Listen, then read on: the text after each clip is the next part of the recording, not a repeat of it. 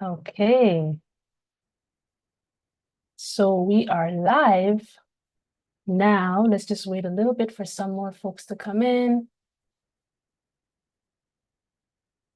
Okay, so we are live. Okay. So we are live. So I have an echo now.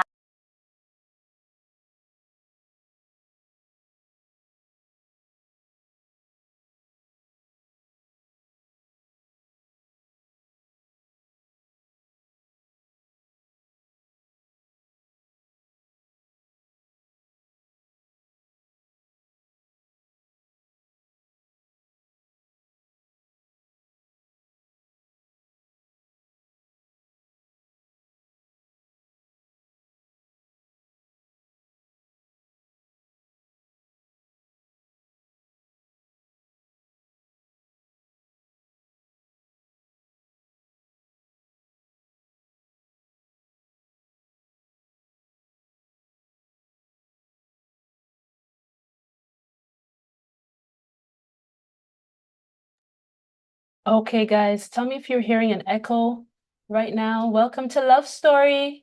Let me know if you're hearing an echo. I'm going to check the chat. And I see Marianne is in, Dwayne is in. They're excited to hear your love story. You look beautiful. Thank you. Yes.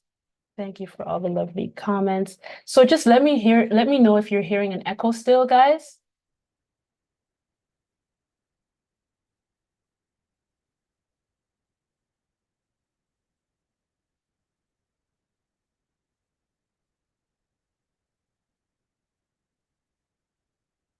And we're just going to get a confirmation if there's still an echo. Let me know if you're hearing us clearly. Let's do a little test. This is Yan speaking. Taz. Hi, it's Tass here.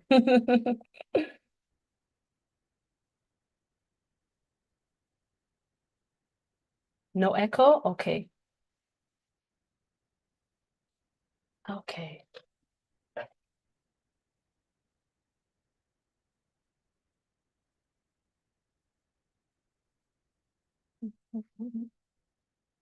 Okay, guys, we're just gonna wait like one more minute or so. Are you guys excited? How excited are you? If you're excited, put some hearts in the comment section, and then I can know how excited you guys are.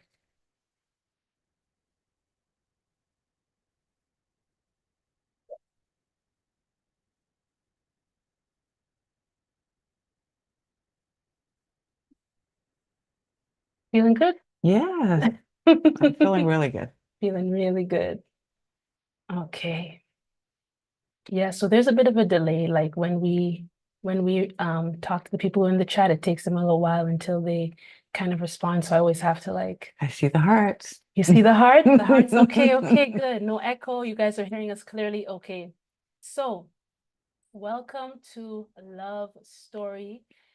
This is Yandia, and today we have a special someone, a dear sister of mine. Her name is Taslim, and today she's going to share her love story with us. Please be sure to have your comments in the section. I'm going to be looking at it and, saving it for an appropriate time to ask her if you have any questions or if you have any comments for her. I will relay them to her. But today we are in for such a special treat. Some of you may remember me mentioning a girlfriend of mine who was diagnosed with cancer. I mentioned that in my video, which was called The Dark Side of Faith. Okay, so this is the girlfriend. This is the girlfriend, and today she is on to share her love story with you about how love found her in the darkest time of her life. So I know you are excited to hear it. I'm gonna stop talking, and I promise to only interject when I really have something, that Spirit has put on my heart, or if there is something that I just actually wanna wanna pry a little more into. But so let's get started. Taz, let's start with your darkest time? What has been I know sometimes we experience multiple dark times, but Yeah. specifically, we know the one that we want to talk about today. Tell us about this dark time in your life. You could start wherever you want, and you could tell us Yeah. as much as you feel comfortable sharing Sure. with us. Yeah. Thanks, sis. I would start last year Mhm. about summertime when I was just in so much pain, just riddled with pain. My back was just like all tense and tight, and I was going through a burnout from caring for my mom. Mhm. And in that time, I said, you know, first of all, I usually kind of I kind of push through all my illnesses slash pains and so Yes. on. Yes. But I'd come to the point where it was taking 30 minutes to 20 minutes to 2 hours to get out of bed. So it Wow. was like really bad. Wow. And Spirit started showing me these things, like sent a person who shared with me what my mother's illness was about and how far along, how advanced a Yes. stage she was in. Wow. And I was like, oh, really? That's where she is? Because I didn't Mhm. even realize it. I had been caring for her for So several long. years, like Yes. 5 years or whatever. And I didn't realize just how far it had gotten. Mhm. And then another thing, we had an HR webinar that talked about how people experience certain traumas and how they go into burnout in a way where their work gets Yes. really bad. Yes. And I said, well, my work didn't get really bad, but it actually got worse. You know what I Yes. mean? And Yes. it just Yes. made me realize, okay, you're actually in burnout. You need to stop. You need to take care of Wow. yourself. Yes. So I stopped at that point, and you had a retreat around the same time, and it helped me to really reground myself. But I stepped right back into the exact same Right situation. after. Right after. Mhm. So we got rid of the pain and Yes. everything, but I stepped right back into the same situation. And then mom started to get worse because she had like 12 falls Wow. Yes. between let's say December and February. And finally, as she was continuing to fall, I was like, what do we need to do to get mom to the right safe space? Yes. Because if she keeps falling, she's going to hurt herself really badly and bad, it'll be yes. very bad. Mhm. So one of those prayers where you just say, like, Lord, do something because I don't know what to do. Like, I see no end in sight, which is a theme for me. I see no end in sight. And so after I said that prayer, this lady showed up and said, we're going to put your mom on the higher risk. And within 3 days, she had long-term care. Oh, nice. And so finally, that chapter was closed. It was the next day that my pain started. That became right the after that. next day, the next Yeah. day. Yeah. So we found out on a Friday, the Saturday, the pain started. Wow. What was the pain like? It was like childbirth pains. It was cramping and it would Wow. just increase and take its time. And then finally it would go away and you would kind of exhale, but then it would come back. And it Wow. just was this Going and coming. going and coming. And you just felt like, oh my God, what is going on here? I just have no idea what's happening. But again, I pushed through my pains. A little bit of a theme. Yep. So I said, Mom is going in the long-term care. I need to take her to see her family. Yes. Because I don't know when if she'll ever travel again, right? So I pushed through my pain and I took her to New York and she had a nice time there. Meanwhile, I'm still in pain, but I'm hiding it. One day I went to a celebration of life, and my sister's mom, my half-sister's mom, said, "Oh, you look really pale." Wow. Yeah. And Black people don't look pale. If I look pale, something's wrong. Yeah, something's wrong. That's right. Something's wrong. That's right. It's just facts, guys. Yeah. I got back here, and the next day after getting back, Mom went into long-term care. Yes. I settled her for like a week. And then it was like 10 days later that I started taking care of myself. So I went to the first set of appointments, and it was bad news after bad news. Like, they were finding this, they were finding that. They wouldn't tell me what it was. But it was just, it wasn't good. Let's put it that way. Yes, yes. And I think it was around the 16th on a Friday, my doctor had lined up an appointment with a gynecologist. And I went in and I was telling her about all the pains I was having. And I was just, complaining because I'm thinking she wants to know. Yeah. She goes, "That's not why you're here. You're here because we think you have cancer." Just like that? That's how she did it. She Just like very new, very new. And I was like in shock because nobody had told me anything about what they were seeing and what they were thinking. And the shock hit me so bad. And then she was also very bad at her biopsy, so I was in pain for days on that. Anyways, I had an appointment with my other doctor on Monday, the Monday. And that doctor confirmed what he was saying. Okay. And it was like all the small pieces of information that were coming my way were like very scary. And then the Friday announcement by this woman was like a train that derailed. It just felt like the train got off the tracks, And I said to myself, oh my Lord, this is the first time I can't take my herbs, my tincture. I can't take my lemon and honey. There's nothing I can take to just make this thing go away. And I started telling my family, and each one was a heartbreak because every time you tell somebody, oh my God, you experience their all over everything. But it's also like some people break down in tears, some people, you don't know what you're gonna get from each person, right? Yeah, and it's like everybody's facing their own mortality every time you tell them. So I kept telling my immediate family, and the pain was still there and so on. And I just felt like I wasn't crushed in the sense of why me, because I know a lot of people ask that question. I didn't ask that question at all because all I felt was like,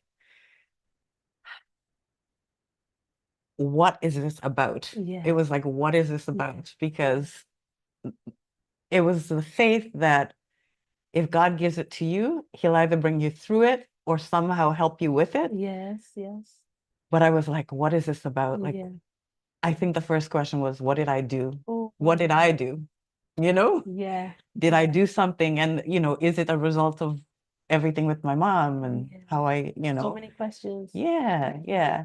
And some of the answers to that came because I do feel I abandoned myself in the process of caring for my mother. So I had to, become at peace with the fact that I definitely had a part in this thing that is happening. Right.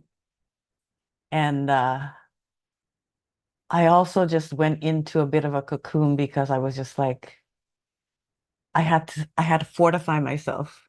I had to start crying out in a way that I hadn't cried out before. Because I knew that I felt separated from God in the journey that I had been on with just getting caught up with mom, with getting caught up with work and so on. So I felt so much separation. And I had to start crying out. And I said, Lord, I believe you are God and you make miracles and you are a miracle maker. I started playing all those songs, Waymaker, all of them, all Oceans, all of them. I just played them and played them. I would have them on 3-hour repeat. And I would that's all I could do because between the pain and the needing to rest, that's all I could do. And I needed to fortify myself. I needed to remind myself of my own faith, like what I believed. Yeah. So that was the beginning of the darkness. That was the beginning. Oh yeah. We're not there yet. Yeah. the dark times came when it's almost like you feel like you didn't enjoy life enough when you had the good health and the good strength. Right. Because you're sitting there not having it and Right. feeling it Right. so badly Yes. and like really craving for it. Yes. And I remember one day or one set of days, I decided to fast for 3 days.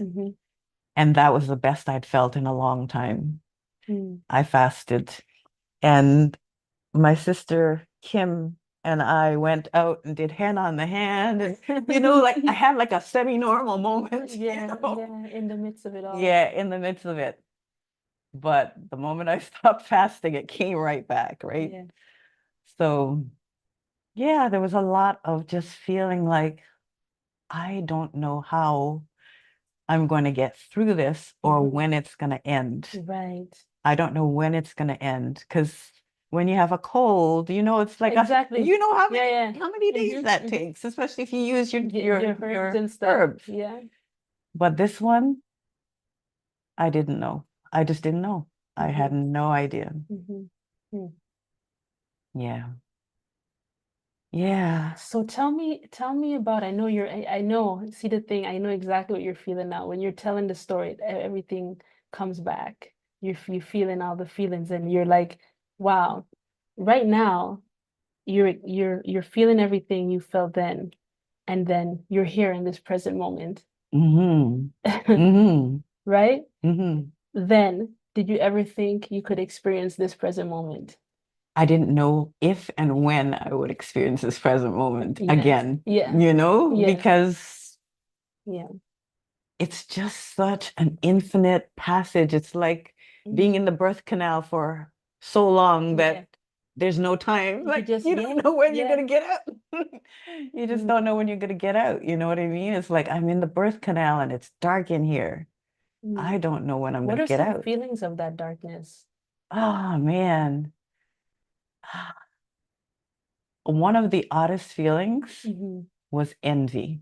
I envied other people who were going about their lives. Wow. It was an odd feeling. No, talk about that. Because Wow, I like that. I couldn't believe That's I the was perspective. here and I didn't take, like, it's like I didn't take enough joy in all the other moments.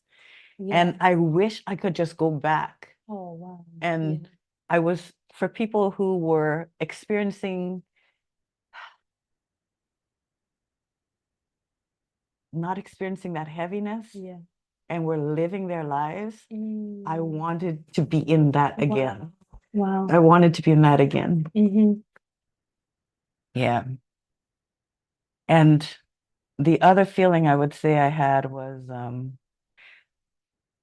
my family showed up. My family and friends showed up. There was an overwhelming amount of love and care and people checking in on me and praying for me. And so that was like, the feeling of all of that. Yeah, that's beautiful. It's so beautiful. And honestly, I have infinite gratitude because people continually held me up in prayer. I had a friend who I asked her to come to Mexico with me. We'll get to that in a second. She showed up. She came to Mexico with me. And she ended up having to like clean my bum at certain points, because really taking care of you. Really take care of me because that's where I was at. Like I just needed the help so badly, right? And at first it was hard to accept that help because I traced it back to like a childhood moment when I was like 4 years old and my dad left and everybody in the family was really happy that he was gone and I was so sad. I was heartbroken and I couldn't share my feelings with them because I was like, you all are happy. You don't understand how I'm feeling. And I decided to go it alone at that point. And because I made that decision back then, in so many moments of my life, I was going it alone. And so when this thing came up, I had to open up to help, having people come in and like help me because I needed the help. And if I didn't let them in, I would not be okay the moment that I'm in right now. That's right. Yeah. That's right.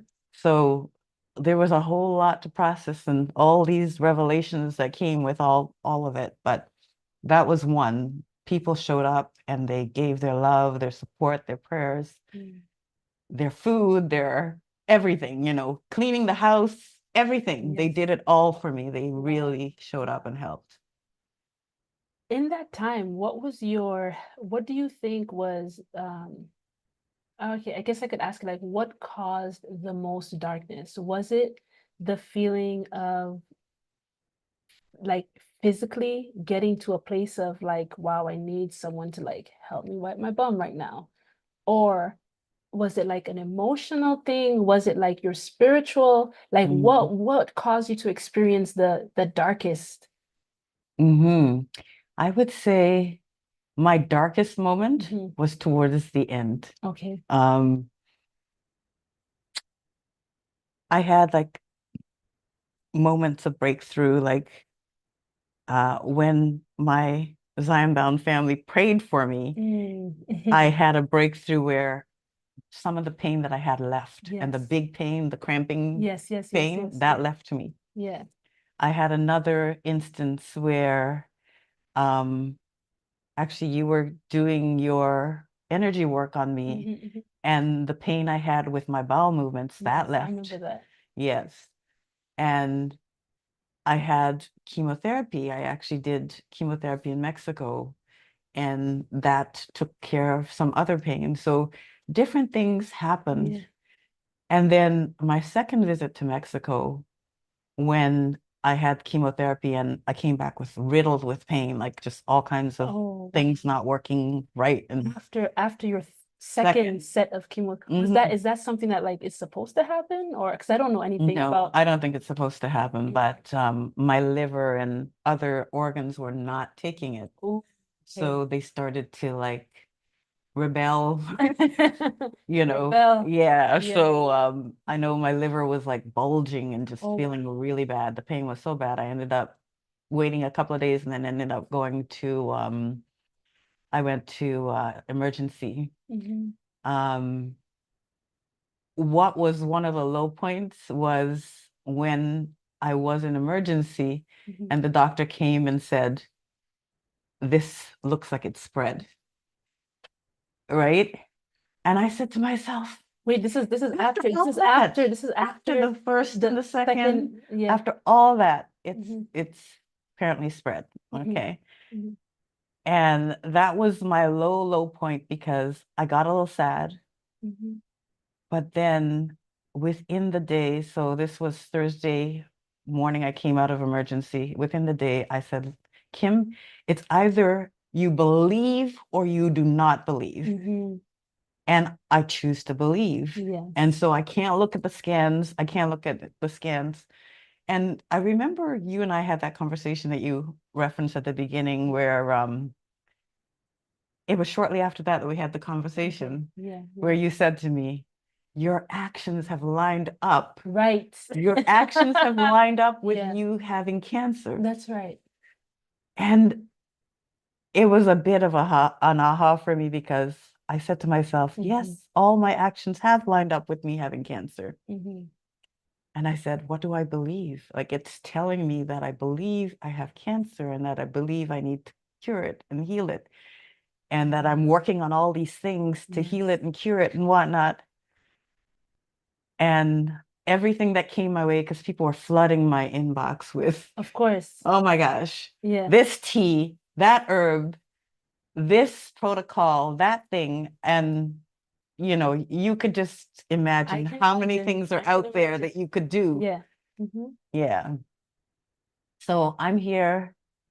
I've been trying this, I've been trying that. So anyways, at this point, I'm again listening to spirit and saying, I need to fast because all this pain that I'm experiencing that I went to ER for, I can't live in this pain. Every part hurts and, everything just feels like it's wrong off. And yeah. So I said, okay, I'm going to fast. I started fasting. I was 3 days into my fast when much of the pain went away. By 5 days, pretty much all of it had gone away. Yes.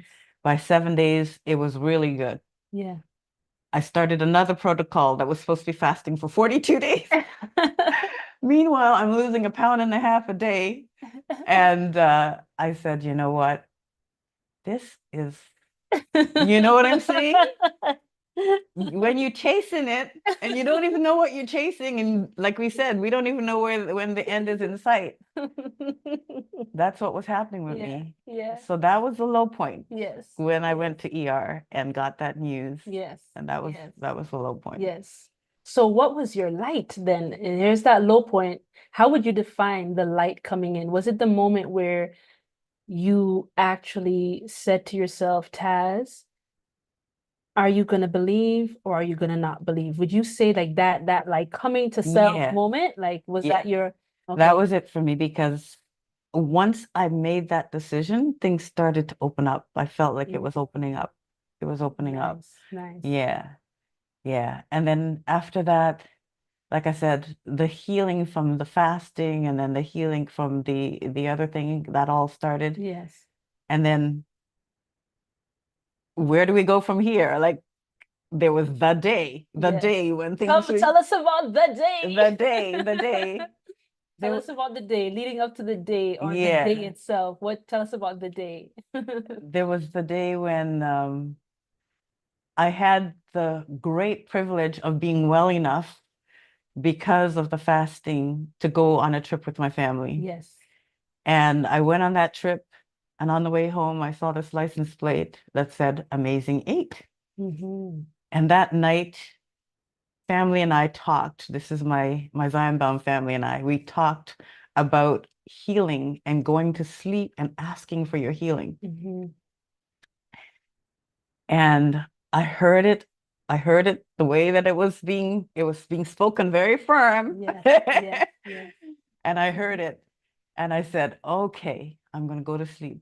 But I was so tired from the drive home, I knocked out. And I didn't ask for my healing. So when I woke up, I said, I didn't ask for my healing. So I woke up and I said, Lord, I surrender all the timelines that I've been putting on you. I surrender all the trying this, trying that, chasing this, chasing that I've been doing. All of that I surrender. I am asking for my healing. Yes. And I fell back asleep. And when I woke up, I received the words, the healing is complete. The healing is complete. The healing is complete. 3 times. 3 times. And then I heard, that which was there is there no more. Yeah. And I rejoiced. I rejoiced. What was your rejoicing like? I rejoiced for days, actually. I didn't even tell anybody for days because I was just rejoicing.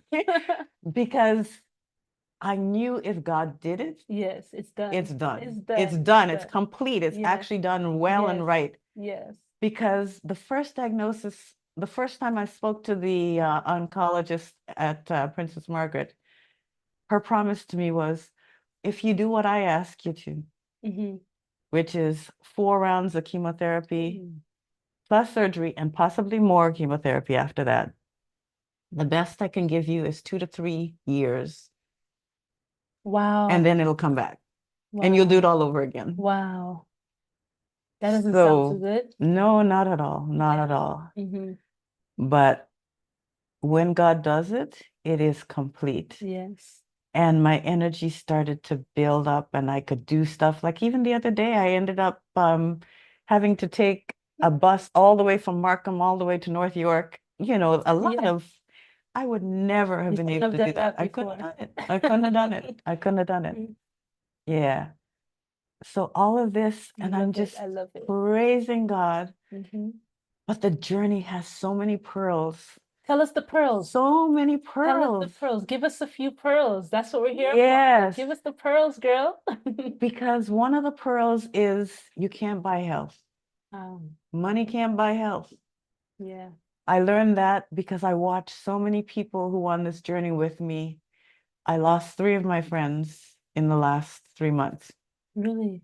3 of my friends. And they had money, but they couldn't buy health. Wow. What did they pass of? Cancer. All All three. Yeah. Wow. And that's another pearl that I learned with cancer. It's not the cancer that always kills the people. It's so many things go wrong. I was on blood thinners because you can have clots traveling towards your heart. Yes. Yeah. The cancer moves all over the place.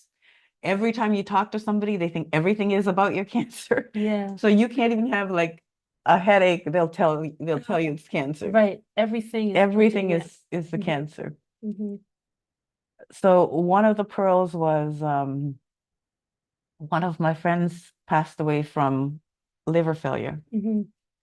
Another one, she was so much in shock with her diagnosis. She waited 3 years to actually address it. Wow. And it had become this massive thing. Another one of my friends, she was in palliative care. She stepped away from that and started to heal, but the cancer took her eventually. Wow. Another one, he thought he just had some growth, something interfering with his muscles, and it ended up being a big growth. Yeah. So there's so many, I could never have learned what this is about without actually going through it. Right. You know what I mean? Without actually being on this journey. So there's been a lot of pearls just in that. And it made me understand that I want to do this work, this end of life work. Yes. I had known, and I was just toying with it. I was toying with it back then, but now I am full force on my purpose because of this. Now. I have to say something. I said I wasn't going to interject, but I'm going to interject because you brought it up. How did we first meet? When we first met. Yes, we were talking about this stuff. Yes, we were. Yes, when we first met, it was actually my mom who connected you to me because of my publishing company. Yes. Totally different reason. Yeah. And I think because she knew that I did the book publishing, and I think you had maybe your friend or you or somebody had there's something. I think it was somebody else. Yeah. And so you wanted the information for them to see if I was a fit or whatever. And then in that conversation, we ended up talking about your mom. You mentioned to me about your mom. We talked about healing. I talked about my lineage of healers. You talked about how you, so then we had a connection. And I think that's when I told you about the retreat that I had coming up. And then I think, correct me if I'm wrong, I think you booked a session with me before the retreat. Yes. Yeah. And then, but from that phone call, I remember you telling me that you wanted to, you feel that your gift, amazing. She said she felt that her gift was to assist people before they transition. And I was like, that's amazing because, I'm building a healing center and I need somebody. Part of what we're doing here is to have women come here to be able to have their babies, in a proper environment, and then also have people who are transitioning be able to leave with the right, the right energy, the right everything, you came in here, we want them to come in in decency and righteousness and leave in the same. Yes. So that was so amazing. And I remember, can I share a little bit about our first session? I remember in our first session where we were talking and something interesting, some people showed up in the session. Yeah. They weren't physically there. Spiritually, some people showed up.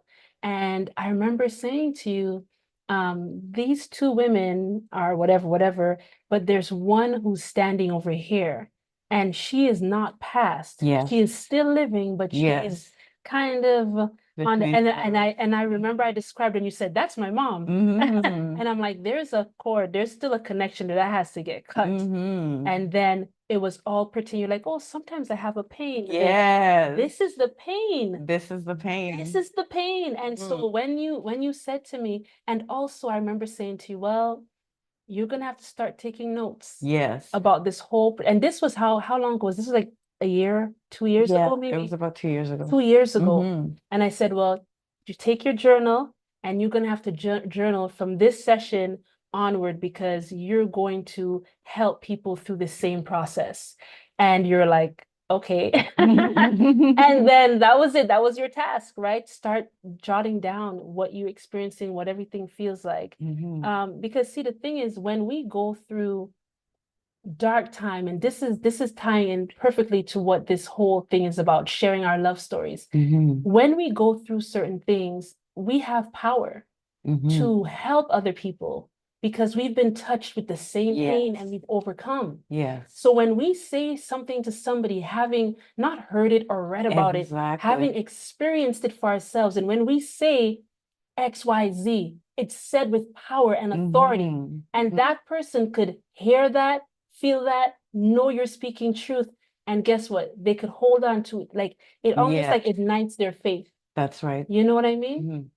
And so I think it's amazing now. The other day when you came for another session and we're talking, you were telling me all about like, I'm doing this thing. I'm in this course now to being an end of life doula. And I was like, this has brought us back full circle. This is exactly what this is what you said your gift was. This is, and you're gone through the whole, if anybody knows about faith now, it's you. If anybody understands that, you know, process. And so I'm super excited for your journey. I just love the way that Spirit knows, I mean, exactly what we need when we need it. And it just flows, you know. And so, sister, you have a job to do. I have a job to do. I've been commissioned. You've been commissioned. You've been commissioned. You have a job to do, and your healing is not only for you. You know, your healing is for everybody else who will come to you, and some people will come to you, and it's the peace that they will get and the completion they'll feel, tying up loose ends, things in their life, emotions, all these type of things, and have the peace to leave. Exactly. Other people will get the faith they need to hold on and continue. My girl.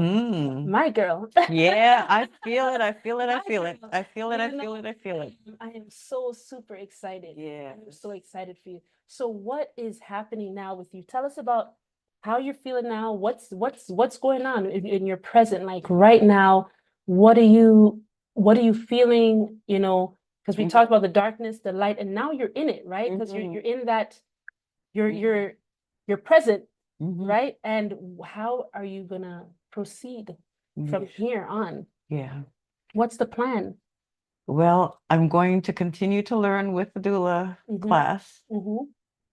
But I'm not waiting until October. You know what I mean? Like, because that's when I finish this. You know, I want to be whatever God wants, however I'm being used. I was telling a sister my story at church today, and she said, "Oh, I've been wanting to have to detox myself." She has some eye stuff going on.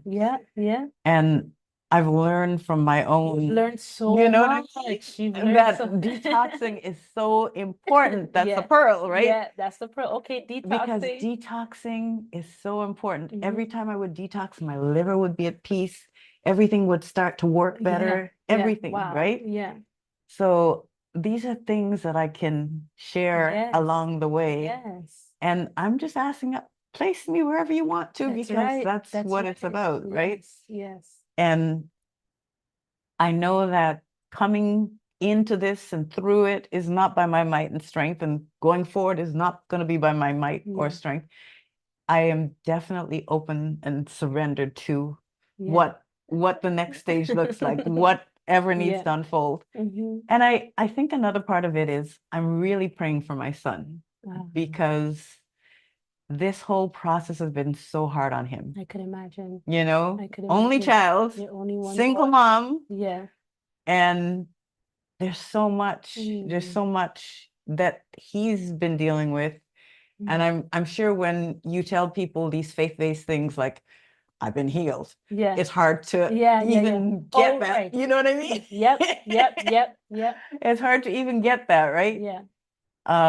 So I know I'm praying for him because I want him to come through Yes. well, all of Yes. this, you Yes. know, Yes. and to Yes. have learned and gained Exactly. the strength Exactly. maybe that, you know, he needs right Mhm. now in his journey. So Mhm. that's one of the big things for me right now. Big, Mhm. big, big, big, big. Yeah. Well, we're all going to be sending love and energy, positive vibrations, not just to you, but to your son Yeah. also. That you know, that would be amazing for you. I know from the beginning he's always been your priority, even in our talk. So enough love Thank to your you. son. Thank you. Thank you. Yeah, definitely. And I guess my question would be, if I say to you this sentence, faith without works is dead. Talk to me about that.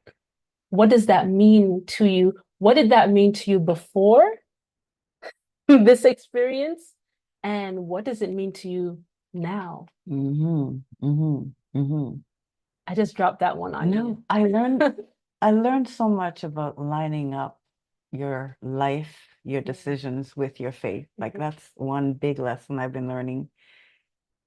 But I'm also learning the lesson of surrender because my works were human works, were mind works, were going from this to that. Okay. Wrong works. Wrong works. Yes. Well, wrong alignment, right? Yes. So I was not doing that faith with works thing right, which is why, you know, when you said, can I use you? I said, please, people need to learn this. People need to hear this. Yes. And I know one of the things for me is I did not understand.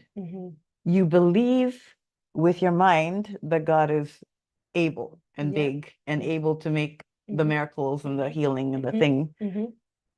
But when your works are trying this, that, all these things, it's not aligned, and it's saying that you still want to do it by your might, your power. With your understanding. It's like what I was saying. It was the first time I couldn't use my herbs. Well, I wasn't using my herbs, but I was trying everything. You're trying everything. I was trying everything else, you know what I'm saying? So I had to learn the faith that surrenders. Yes. That actually lets go and lets God, and lets God do what we can't see. Yes. What we can't see. Yes. And through that, like when you said, like the thing about human works is that human works is based off of fear. Right? So it's not to say that spirit can't. For example, you did a work, you fasted. That's a work, right? And there are other things you probably that came to your mind. Drink this, drink that. But that's just you're allowing, right? For spirit to guide you. And you know the difference when, like for something as simple as seeing the license plate. Right? You're seeing now. You're listening. So you're moving in a whole different energy. So you're surrendered and allowing for spirit to lead you and guide you. Because, you know, there are things going on in your body. Like you said, I know another woman who went to the doctors and they told her you have cancer, and they gave her this medication that she had to take to prep her for whatever surgery she was supposed to. It was like, we need to do this now. And then she ended up, she said she woke up, and before going to take the place to get this medication, she said she just had a feeling within herself, like like something came to her that said, get a second opinion. Get a second opinion. And she said, okay, before I go and take this medication, I'm going to just get this. So here she has fear within herself that's like, if you don't start taking this medication now, you won't be able to get the surgery in time. And then another part is saying, get that second opinion. And so she decided to go with that small inner voice, and she got that second opinion. When she went, they gave her the results and said, you don't have cancer. It just happened to be the shadow of your breast or something that was showing up on the whatever. And so she didn't even have cancer. So now she would have gone, taken that medication, gone into the surgery, all for nothing, and then that medication, she already has other health issues, would have had Would have another had impact on her. complications. Exactly. So the thing about it is like faith is, and again, we are not giving medical advice here. Okay, this is somebody speaking sharing, of experience. Speaking from experience, sharing their real life story. And so the thing about it is that having real faith is, it is not that it's risky, but it's that if you're not gonna actually do it, it's risky. You see, like if you actually really go all the way with All it, in. it's great. But it's the risk is when you're in, out, then you're playing with fire. Then you're playing with fire. And so the human works will give you things to do based on the fear. Yes. Right? And so, but when you get directions from spirit, there is no fear there. Yes. It's just like, oh, okay, I'll do it. It's like it really, Yeah. the directions really come, and the energy behind it is not one of panic or fear. It's just peace, and you're just like, okay, Yes. and you just do it. Yes. And so I think that that is a key thing that some people, because we're not saying having faith means doing nothing. We're saying having faith means definitely doing something, but doing the right things, you know? And so that is very, very important. I did want to touch on the fear thing that Go ahead, you just, go ahead. because from the moment of diagnosis to the first conversation with Princess Margaret, Yes. the oncologist, first of all, you're already in shock and you're in front of this person. Yeah. And they're giving you this prescription of what they don't even tell you that you have options. They just say, this is all, what you have to do. yeah, Yes, because yes. you have this is how it's being, this is the what- only way to treat it. Yeah. Right? And so many people are in such shock and whatnot that they go for that.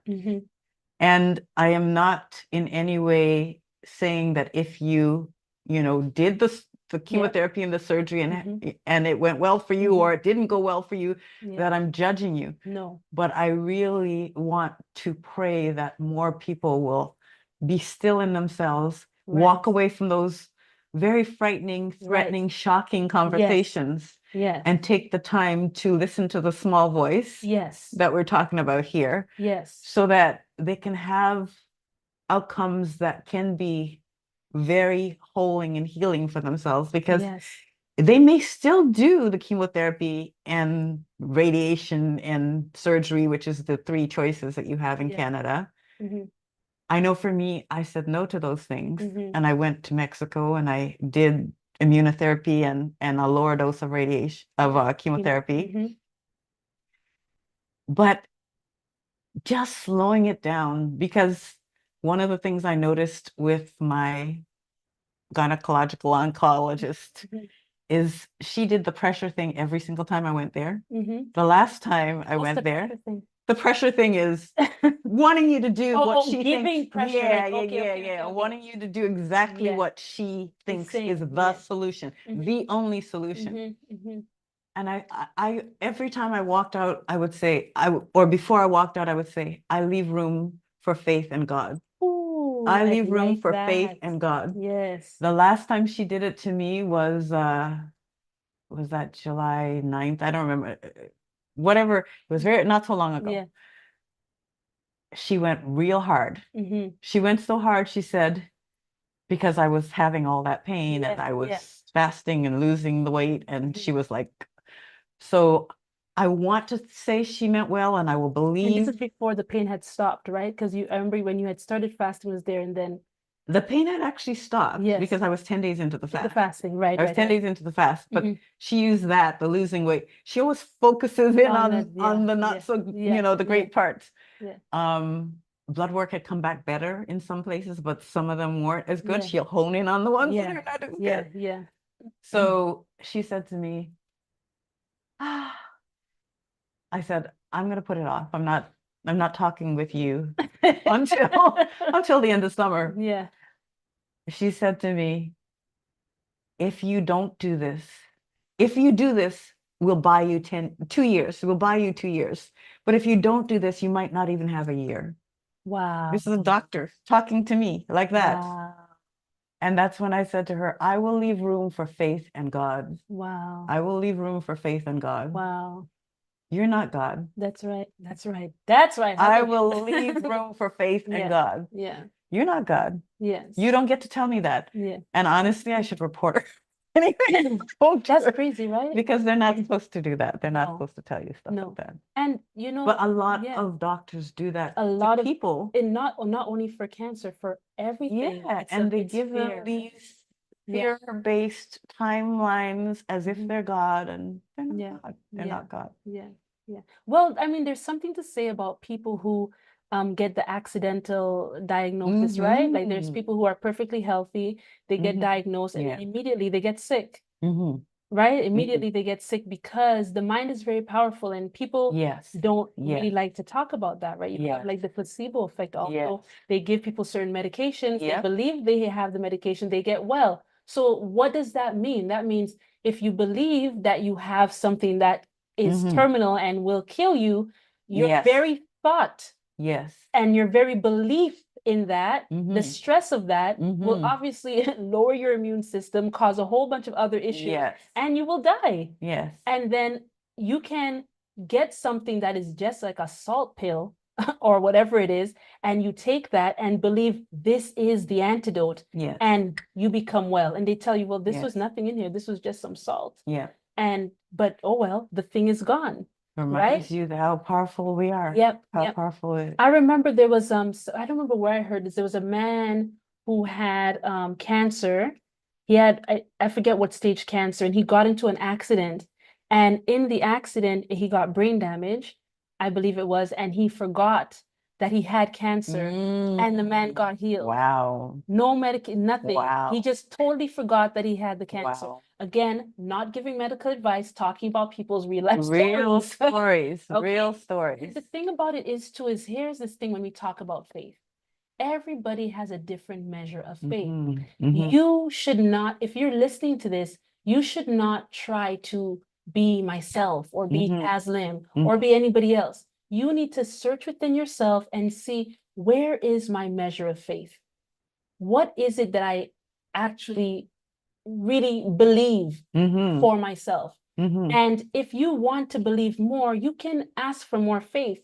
But when you get the more faith, you need to move with the more faith, right? Yeah. And so if you find that you have a little faith usually has fear and anxiety. Mhm. No faith is full of doubt. Mhm. So if you realize I have fear and I have anxiety around this, that means that you have a little faith. Mhm. You do not even bother. I'm Mhm. being very serious. If you have anxiety or fear around it, don't even bother Mhm. to ask for something that's, you know what I mean, really miraculous, because and fear and this anxiety, it literally is working against Mhm. what you will have to do in order to see yourself through. Mhm. Right? Doubt, if you're doubting, don't even bother, because if you're doubting, don't even think that you will get what it is that you're hoping for, because doubt is the total opposite, right? Mhm. And so I think that it's very important for us to just love ourselves and honor ourselves where we're at. If you have the little faith, then that means your faith can grow. Yeah. Give I it feel like time. I had the little faith in the beginning. in the beginning because I knew I had faith in God. Mhm. I knew I had faith in God. Mhm. I knew that God heals and all of these things, but I was still moving on that other, which is the doubt, right? Yeah. That's the doubt. I was A still little bit moving double, a on little the bit double-minded. double-minded. I was still moving on the, what do I need to do? What do I need to do? What do I need to do? I have to do something. Yeah. And you know what? I will remind myself as I'm thinking about it. Part of the reason I had to do something in my mind is I wanted to do something for my son so he didn't feel like I was giving in. Okay. I wanted to do Right. something because work needed me to Oh. document the Oh. Mhm. you know, the time off The that I'm time having. off that You you're know, taking. I Wow. had all Yes. these subconscious reasons for wanting to do something, Yes. right? Yes. Yes. And so at some point, all of that had to be cut away, Yeah. you know? Yeah. I had to, which is why when I said that prayer, I had to cut away the things that were already Yes. there, Yeah. subconsciously or not, it's still there. And they're just manifesting as the doubt and the double-mindedness and the going like it felt like I was trying to do it myself. Yes. I was trying to do it Yes. myself. Yeah. And I couldn't do it myself. I had Yeah. to hands up. I can't do it myself. Yeah. Yeah. Can't do it myself. How do you said before that you felt very disconnected from God in the beginning. You came to that realization of the distance. How do you feel now? You know what? I feel more connected. I'm still growing. I'm growing in my, see, this double-mindedness, it doesn't go away like instantaneously for me. It doesn't go away instantaneously. So what I'm growing in is just allowing being and not doing so much to be enough. I'm growing in that and allowing myself to know that we're one. Yes. We're one. Yes. I'm growing in all of that. Yes. And That's right beautiful. now, each day I have lots more peace, that's for sure. I'm not feeling like I have to action all these things and all of that. Yes. And I'm opening up to leading in terms of what should my diet be like?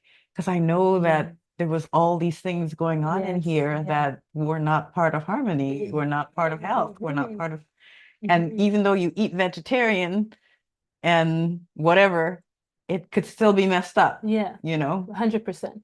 So yeah, all of that is going on, and I definitely feel connected. I just feel like there's so much growth still unfolding in that, you know, so much growth. This very important stage has like ignited something in me because I love it. Because some people would say, why are you? Why would God give you a healing? You know what I mean? Like, why you? Like, I'm not worthy. There's nothing I did, or, you know, this is a gift from God that I am receiving because I asked and He answered, and I'm so grateful.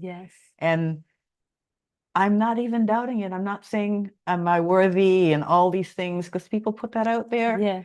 Or they don't believe because those things don't happen in this time. And I'm like, no, it happened to me. It is real for me. That's right. Yeah. That's right. That is absolutely right. So you said something about that connection. I know that we had something doing, I won't say, but in the mentorship program, I remember giving you an assignment from Spirit. And when you talk about being connected, you know, and you're growing into that connection, I think it's beautiful that you said it that way, because sometimes we can receive spiritual truths. I remember when I was talking to her, I said, okay, I'm going to give you the answer, but you have to grow into that answer, you know. And I think it's very important that we understand, you may be reading a book, you may be watching a podcast, you may be whatever the case is, and you hear someone say something, oh, that's so deep. And like part of you is like, that's deep, that's true. You feel it in your spirit, you receive it in your heart, but your mind can't wrap around all of what that means. Sometimes you hear it and you understand it, but you can't bring yourself to fully make that thing, you know, like you can't really believe it fully because it seems so grand, or whatever the case is. I think it's important that we are gentle with ourselves and we allow ourselves to, it's said this way in one place, each person should live up to the light that is within them. Allow yourself that when the light comes in, that you don't force it in like a big flashlight. Just allow that light to come into you how it's coming in. There's no rush. You know, we shouldn't be in a rush for anything. We should trust within ourselves have pure hearts, open hearts. We would like to be able to grow and expand in our heart, in our mind, in our understanding, coming into all truth, and allow when the truth comes to us that we sit with it, that we understand it, you know, that we take our time with it, that there's no competition with anybody else. There's no nothing, not even with your past self or your higher self, right itself. It's just you are on your journey. And like I said, you may have starting out with little faith. The next time you will have more faith and more faith and more faith and more faith. And so just allow yourself to go through your own journey of growing in faith, unfolding, blooming, blossoming. You know, use these stories to let you know that you're not alone. And like Taslim was saying, she's still in her journey. You know, she's still in her journey. I would love to have you know, future segments where everybody who's come on before comes on again to just update us on like, this is what life is happening, right? Since I shared my story, greater light, you know, greater light and greater love. Greater love. I remember, Taz, when we were speaking one time, you said to me, you realize now, and I'm paraphrasing, maybe you can remember, you were saying to me like, now you realize how much more living. Because before this all happened to you, like you weren't really fully living. And all it made you realize how much living there is to like be done. So what are you gonna do apart from the end of life work? What are some ways that you are gonna implement to live more? Like what does that mean to you when you say that? What does deeper living look like? Good. That's a great question. I mean, deeper living, I've been one of those people who say I love hiking, but I don't go hiking. Right. I love camping, but I don't go camping. I love walking by the park, but I hardly get there. You know what I mean? Like, these are the things that I'm making sure I do a little bit more of. That's beautiful. Because when I couldn't do them, I craved to do them, to be able to do them. I just craved. I wanted so badly to just be able to do it. Like, so these are the things that, and so those are some of the things. And then sometimes you are so shy to do things, you know. Coming here, I was shy, honestly. I mean, I was actually trying to get an audio update for the people who have supported me, and I just couldn't even get that out because I was so shy about it, because I'm so private. So these are the things, opening up, like really just stepping out a little bit more, you know? I love it. I love it. So everything you've been through thus far, if you have, I'm checking the chat. I don't see any questions. Just a lot of love. We could check it out after. Yes. I love leave room and have faith for God. Yes. Yes. Lots of love. You'll see all the love after. What would be, and I'm just still gonna look at the chat, guys. So if you do have any questions, please put them in while I ask her this question. So what advice would you like to give, or what would be any closing remarks? What is your, at the end of this all, to where you are now from where you started, if you could share some wisdom, some anything, what would you use this time? It's yours to like talk to the people, share whatever you'd like to share with them, whatever spirit has put on your heart to say. It could be longer, it could be short, it doesn't matter, no pressure. But I just feel like to give you that time. So I'll start with people who are getting this type of very shocking diagnosis. And for some people, it is the beginning of an end of life journey. And for others, it doesn't have to be. Okay. And so I just want to, first of all, wrap my hands around everyone, my arms around everyone who's having that, because it's a lot. It's a lot for, and it's the whole family that goes through it, the whole community that goes through it, because that's how I experienced it. Like everybody was in it with me. And I want to make sure, first of all, that they have the support they need as they're moving through this. And that don't take that first, that first, like the diagnosis that you don't take that first opinion, like Get another opinion. get a second opinion Yeah. and go ahead and be open to whatever options are there. But as I said, for me, it was faith that brought me through, and it's not going to be that for everyone. And what I would want for everybody is that they live, that Yes, that whatever beautiful. happens, that you learn to live through it. Yes. Because Yes. nobody can give you a death sentence, but you can sentence yourself that way. Yes. If you choose not to live, whether it's one day or many days or many years, it's the living that's going to be important. Yeah. And I think my other thing that I would say is the family and support. I've been so blessed and I'm so grateful. And I pray that everybody has that in their lives. But I always knew that family was a blessing. But it's times like these that you really see it. You really see that strength and they really vied for me. You all really vied for me. And I'm really grateful.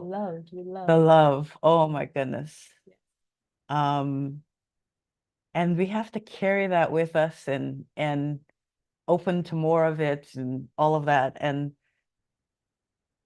if something is happening in your life, whether it's, a cancer diagnosis or something else, it's a call to healing. Maybe it's a call to change. Maybe it's a trajectory path.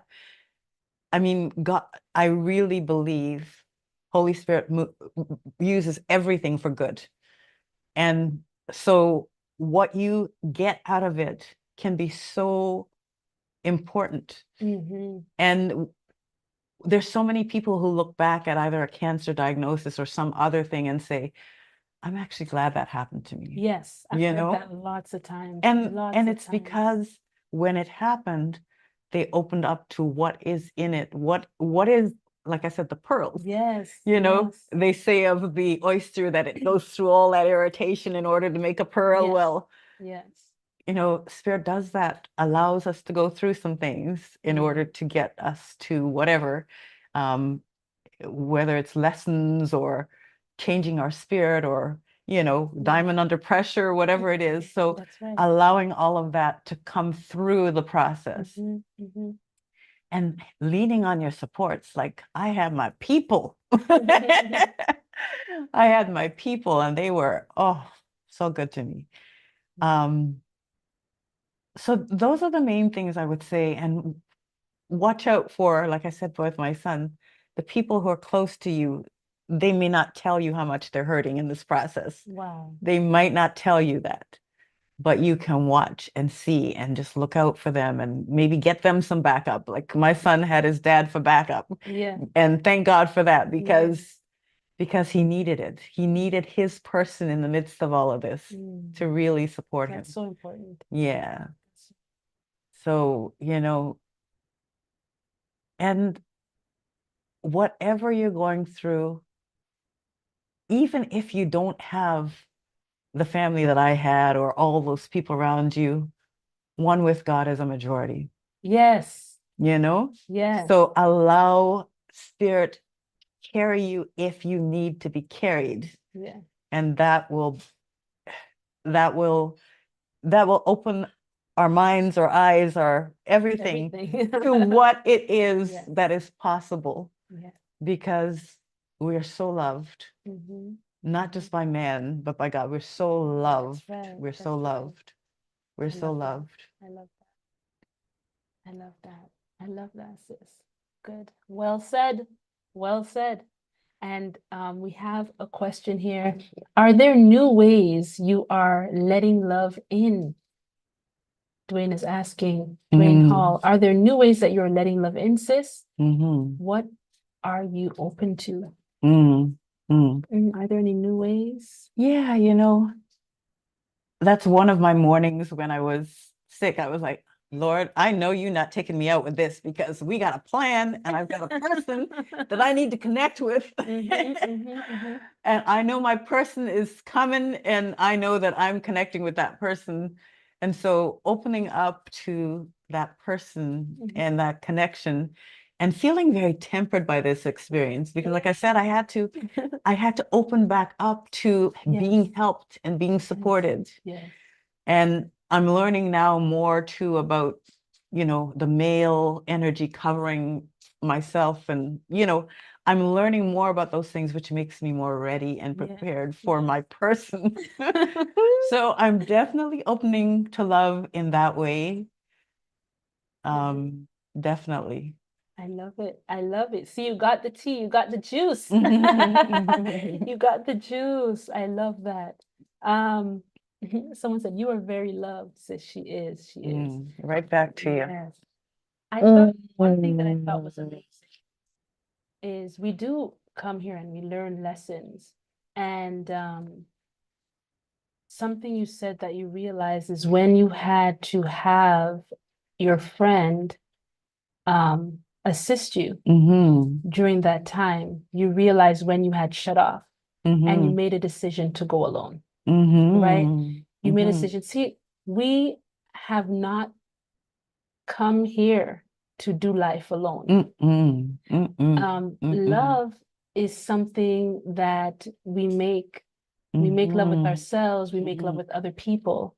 And in order to do that, we need to be able to give of ourselves and to be present, to be present for other people and to allow other people to be present with us and being present together.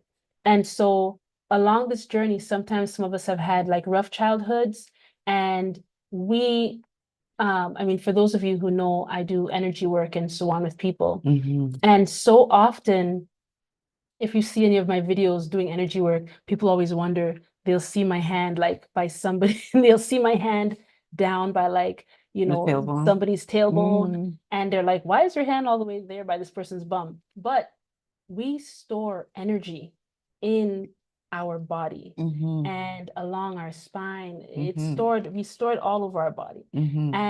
And so, we have our major nervous system, and this is connected to organs, our brain, everything, and it affects our posture. It affects our entire living is affected by not just physical stress or chemical stress, but emotional stress. And so a lot of women that I find, it's mostly with women that I deal with when I would be checking their energy and I get down to their tailbone is tucked under. And I spend a lot of time.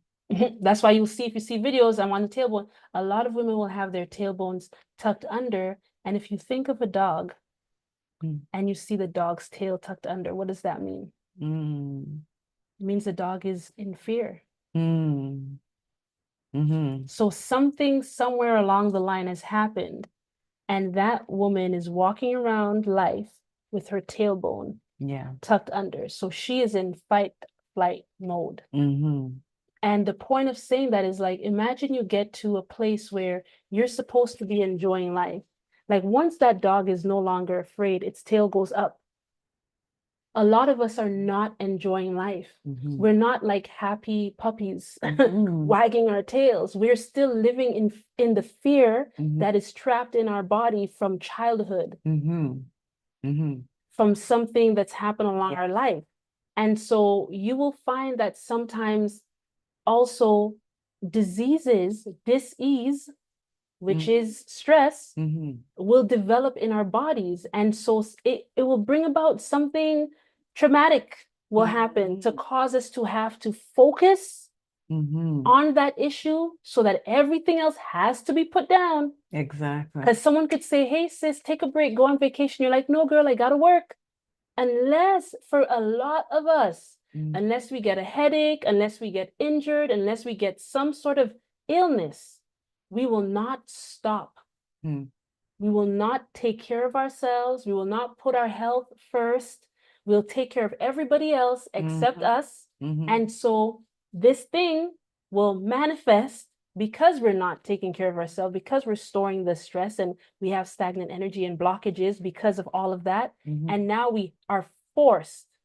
Exactly. We are forced to tend to ourselves, to deal with the things that we have not been dealing with. And so when I heard you say, when I was a little girl, around what age? 4.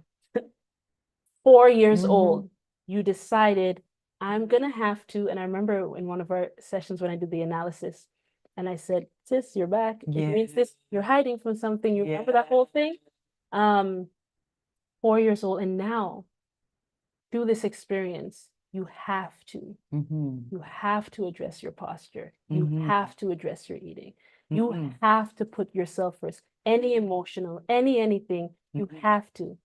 So part of my message with your message is do not wait for something tragic. Do not wait for something terminal. Do not wait for something of disease to have to manifest for you to give yourself the love, attention, and care that you deserve. Yes. Yes. Whatever has happened in the past, resolve it. You cannot just push it under. It does not go. You have to let it come up, see it, understand it, resolve it, release it. Right? You have to tend. And sometimes you may be like, oh, well, I've forgiven that person, but you're still holding the stress in your body. And your mind is saying one thing, your body is saying another thing. Right? And so whatever you need to do to bring yourself back to that proper alignment, you should do it. Right? You should do it. And so, sis, how can people get in touch with you? Because you are coming into your mission, your ministry. If there's someone out there who's like, you know what, I really vibe with this woman, I feel like I should talk to her. Maybe it's because I'm dealing with somebody who's going through something similar, or myself, or whatever the case is. Are you open to people reaching out to you? For sure. Okay, so I will put your information at the bottom of this chat, but how you want to just say like how they could reach out to you? Do you have an email address or anything like that set up? Yes, I do. Taslim.kim@gmail.com. Okay. Yeah. And I will put that. I have one other one, but maybe we'll stick with that one. Stick with that one because then you'll get emails everywhere, left, right, and center. So I think that was it for the questions. How are you feeling? I feel great. You feel great? I feel great. I'm so glad for this opportunity to share, and I think you're such a great facilitator. Oh, I'm not paying to say that. Nope. I'm not. No. I needed the so that beautiful grounding energy to bring this out and bring this forth. So this is another sort of doula work that you've been doing. I've been. Yeah. You know, when I say, like, when a long time ago I got that thing and I put it there, spiritual midwife, and I said, what is this? Yes. When most gives me some title, sometimes I'm like, what is that? That's spiritual what midwife. it is. And okay, so that's what I do. Yes. Right? I just help. I'm a spiritual midwife. That's People, right. you have to birth yourself. Right?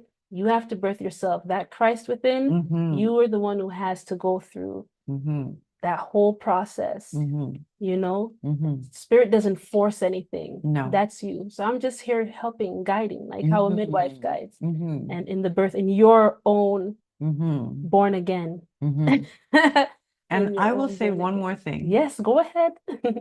There are people who will tell you things that are hard to hear because it sounds like they're chastising you, but they're growing your spirit. That's right. Be thankful and grateful for the people in your life who allow that process. Yes. Who are courageous enough to say to you something truthful that's going to help you to grow like that. I have to say that because you've been that for me many times, and I'm very grateful. And I'm just saying, we need to be blessed to have people in our lives who do that for us, because we are not always seeing, like, and it's right in front of us, but we're not seeing it. And sometimes we need somebody to just say, did you see that?